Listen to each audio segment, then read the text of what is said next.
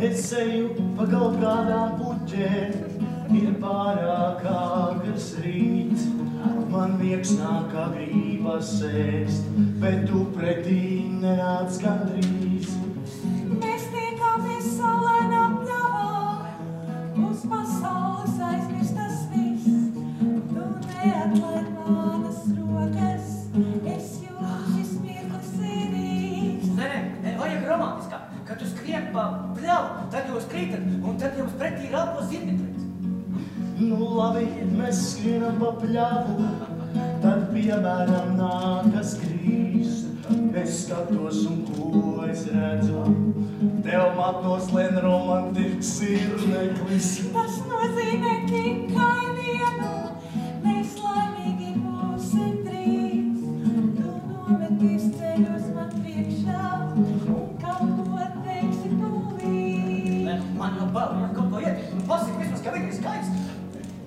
Ak, Dievs, tu esi tik skaista, kā vienkārši paliek bail.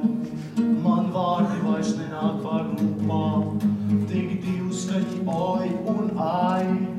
Es zinu, šie vārdi vēsta daudz vairāk kā vajag man.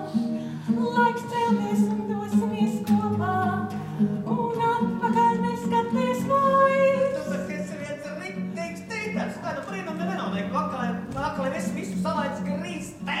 Pabeidz vismaz daudz maz pieklājīgi.